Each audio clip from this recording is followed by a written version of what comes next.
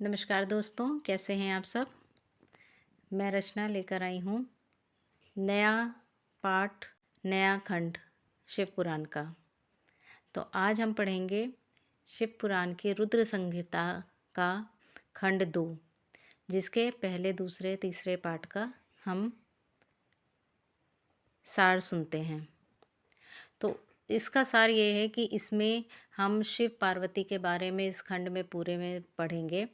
पहला अध्याय इसका है सती का चरित्र, जिसमें सती की कथा है। जो शिव जी के भक्त हैं वो शायद सती की कथा के बारे में जानते भी होंगे कि सती ने किस तरह महादेव को पाया था और उसके बाद अपने पिता के ही अग्निकुंड में उन्होंने अपनी देह का त्याग किया।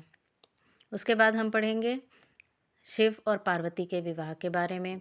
नारद जी की इच्छा हुई थी कि वो सारी कथाएं शिव जी से रिलेटेड, पार्वती से रिलेटेड सब कुछ सुने, तो वो ब्रह्मा जी से बार बार वही कथाओं के बारे में पूछते हैं। तो इसी को हम बहुत डिटेल्ड में पढ़ेंगे इन अध्यायों में। तो चलिए शुरू करते हैं हर हर महादेव के नाद के साथ, ओम नमः शिवाय के साथ। पहला अध्याय सती चरित्र। नारद जी ने पूछा, हे ब्रह्मा जी, आपके श्रीमुख से मंगलकारी व अमृतमयी शिव कथा सुनकर मुझ में उनके विषय में और अधिक जानने की लालसा उत्पन्न हो गई है। अतः भगवान शिव के बारे में मुझे बताइए। विश्व की सृष्टि करने वाले हे ब्रह्मा जी, मैं सती के विषय में भी जानना चाहता हूँ। सदाशिव योगी होते हुए एक स्त्री के साथ विवाह करके गृहस्थ कैसे हो गए? उन्हें विवाह करने का विचार कैसे आया? जो पहले दक्ष की कन्या थीं, फिर हिमालय की कन्या हुईं, वे सती पार्वती किस प्रकार शंकर जी को प्राप्त हुईं? पार्वती ने किस प्रकार घोर तपस्या की और कैसे उनका विवाह हुआ? कामदेव को भस्म कर देने वाले भगवान शिव के आधे शरीर में वे किस प्रकार स्थान पा सकीं? उनका अर्धनारीश्वर रूप क्या है? हे प्रभु, आप ही मेरे इन प्रश्नों के उत्तर दे सकते हैं। आप ही मेरे संशयों का निवारण कर सकते हैं। ब्रह्मा जी ने कहा, हे नारद, देवी सती और भगवान शिव का शुभ यश परम पावन, दिव्य और गोपनीय है। उसके रहस्य को वे ही समझते हैं। सर्वप्रथम तुम्हारी प्रार्थना पर मैं सती के चरित्र को बताता हूँ। पहले मेरे एक कन्या पैदा हुई, जिसे देखकर मैं काम पीड़ित हो गया। तब रुद्र ने धर्म का स्मरण कराते हुए मुझे बहुत धिक्कारा। फिर वे अपने निवास कैलाश पर्वत को चले गए। उन्हें मैंने समझाने की कोशिश की, परंतु मेरे सभी प्रयत्न निष्फल हो गए। जब मैंने शिव जी की आराधना की, शिव जी ने मुझे बहुत समझाया, परंतु मैंने हट नहीं छोड़ा और फिर रुद्रदेव को मोहित करने के लिए शक्ति का उपयोग करने लगा। मेरे पुत्र दक्ष के यहाँ सती का जन्म हुआ। वह दक्ष सुता उमा नाम से उत्पन्न होकर कठिन तप करके रुद्र की स्त्री हुई। रुद्र ने गृहस्थाश्रम में सुखपूर्वक समय व्यतीत किया। उधर शिवजी की माया से दक्ष को घमंड हो गया और वह महादेव जी की निंदा करने लगा। दक्ष ने एक विशाल यज्ञ का आयोजन किया। उस यज्ञ में दक्ष ने मुझे, विष्णु जी को, सभी देवी देवताओं को और ऋषि मुनियों को निमंत्रण दिया, परंतु महादेव, शिव जी एवं अपनी पुत्री सती को उस विशाल यज्ञ का निमंत्रण नहीं दिया। सती को जब इस बात की जानकारी मिली तो उन्होंने शिव चरणों में वंदना कर उनसे दक्ष यज्ञ में जाने की इच्छा प्रकट की। भगवान शिव ने देवी सती को बहुत समझाया कि बिना बुलाए ऐसे आयोजनों में जाना अपमान और अनिष्ट कारक होता है, लेकिन सती ने जाने का हठ किया। शिव ने भाभी को देखते हुए आज्ञा दे दी। शिव सर्वज्ञ हैं। सती पिता के घर चली गई। वहाँ यज्ञ में महादेव जी के लिए भाग न देख और अपने पिता के मुख से अपने पति की घोर निंदा सुनकर उन्हें बहुत क्रोध आया। वे महादेव की निंदा सहन न कर सकीं और उन्होंने उसी यज्ञ कुंड में कूदकर अपने शरीर को त्याग दिया। जब इसका समाचार शिव तक पहुंचा तो वे बहुत कुपित हुए।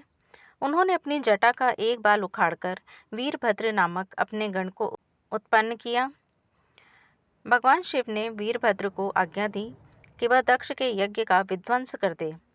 वीरभद्र ने शिवाज्ञा का पालन करते हुए यज्ञ का विध्वंस कर दिया और दक्ष का सिर काट दिया। इस उपद्रव को देखकर सभी लोग भगवान शिव की प्रार्थना करने लगे। तब भगवान शिव ने दक्ष को पुनः जीवित कर दिया और उनके यज्ञ को पूर्ण कराया। भगवान शिव सती के मृत शरीर को लेकर वहां से चले गए। उसी समय सती के शरीर से उत्पन्न ज्वाला पर्वत पर गिरी थी। वह पर्वत आज भी ज्वालामुखी के नाम से पूजित है। आज भी उसके दर्शन से मनोकामनाएं पूरी होती हैं। वही सती दूसरे जन्म में हिमाचल के घर में पुत्री के रूप में प्रकट हुई, जिनका नाम पार्वती था। उन्होंने कठोर तप द्वारा पुनः महादेव शिव को अपने पति के रूप में प्राप्त कर लिया। अब हम पढ़ेंगे दूसरा अध्याय, शिव पार्वती चरित्र।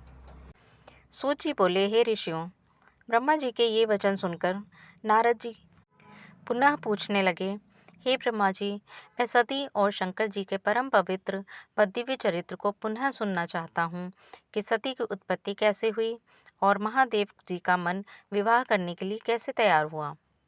दक्ष से नाराज होकर देवी सती ने अपने देह को कैसे त्याग दिया और फिर कैसे हिमाचल की पुत्री पार्वती के रूप में जन्म लिया।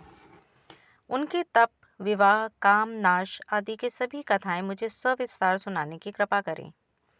ब्रह्मा जी बोले, हे नारद, पहले भगवान शिव निर्गुण, निर्विकल्प, निर्विकारी और दिव्य थे, परंतु देवी उमा से विवाह करने के बाद वे सगुण और शक्तिमान हो गए।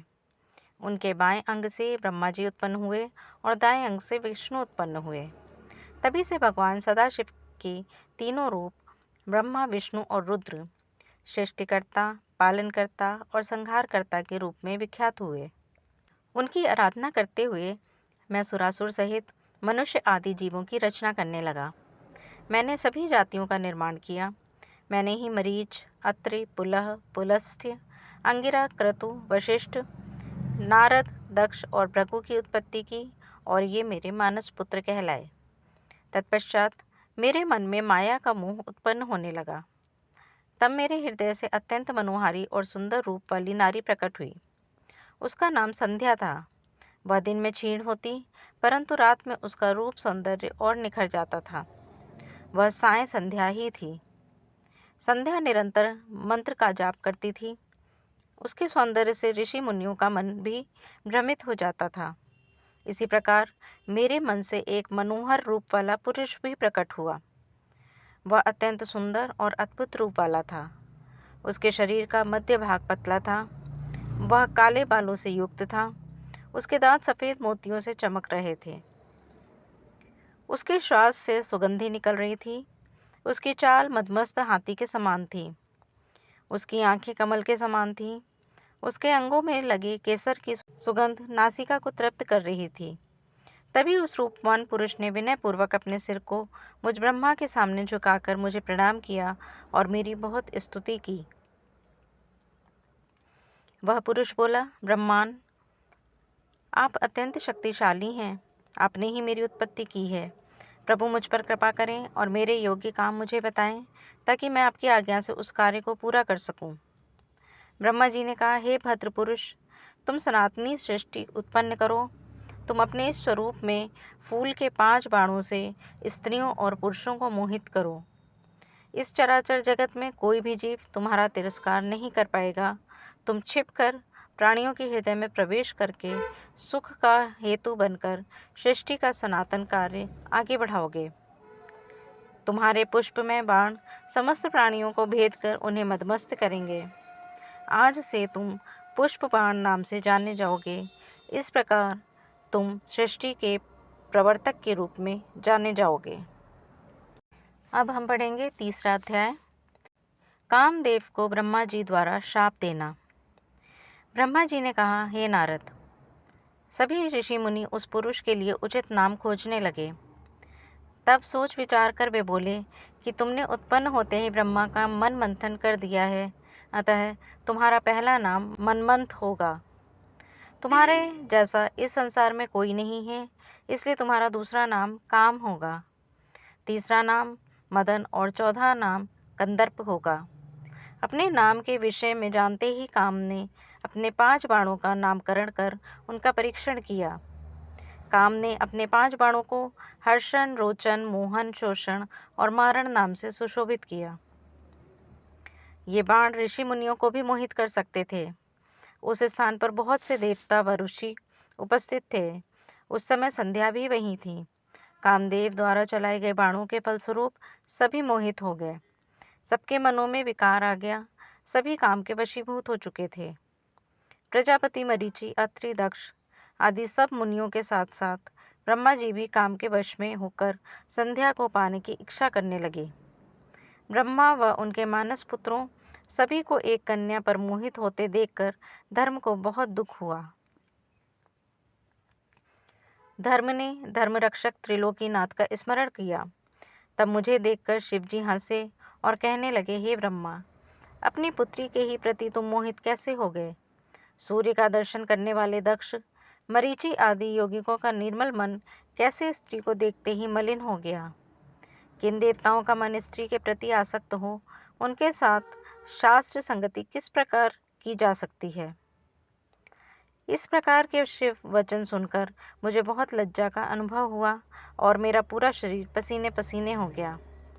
मेरा विकार समाप्त हो गया, परंतु मेरे शरीर से जो पसीना नीचे गिरा उससे पितृगणों की उत्पत्ति हुई। उससे 64,000 आग्नेयश्वातो पितृगण उत्पन्न हुए और 86,000 बहिर्षत पितर हुए। एक सर्वगुण संपन्न अति सुंदर कन्या भी उत्पन्न हुई जिसका नाम रति था। उसका रूप सौंदर्य देखकर ऋतु आदि स्खलित हो गए एवं उससे अनेक पितरों की उत्पत्ति हुई। इस प्रकार संध्या से बहुत से पितरों की उत्पत्ति हुई। शिवजी के वहां से अंतर्धान होने पर मैं काम पर क्रोधित हुआ। मेरे क्रुद्ध होने पर काम ने वह बाण वापस खींच लिया। बाण के निकलते ही मैं क्रोध की अग्नि से जलने लगा। मैंने काम को शिव बाण से भस्म होने का शाप दे डाला। यह सुनकर काम और रति दोनों मेरे चरणों में गिर पड़े और मेरी स्तुति करने लगे तथा क्षमा याचना करने लगे। तब काम ने कहा, हे प्रभु, आपने ही तो मुझे वर देते हुए कहा था कि ब्रह्मा, विष्णु, रुद्र समेत सभी देवता, ऋषि, मुनि और मनुष्य तुम्हारे वश में होंगे। मैं तो सिर्फ अपनी उस शक्ति का परीक्षण कर रहा था, इसलिए मैं निरपराध हूँ। प्रभु मुझ पर कृपा करें, इस शाप के प्रभाव को समाप्त करने का उपाय बताएं। इस प्रकार काम के वचनों को सुनकर ब्रह्मा जी का क्रोध शांत हुआ। तब उन्होंने कहा कि मेरा शाप झूठा नहीं हो सकता, इसलिए तुम महादेव के तीसरे नेत्र रूपी अग्निबाण से भस्म हो जाओगे।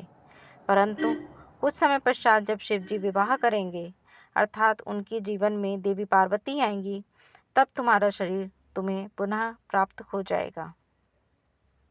यहाँ पे तीसरे अध्याय की समाप्ति होती है और अगले अध्याय हम अपने अगले वीडियो में पढ़ेंगे। तब तक के लिए हर हर महादेव, ओम नमः शिवाय। अगर आप में से कोई मुझे सुपर थैंक देना चाहता है तो उसका मोस्ट वेलकम है।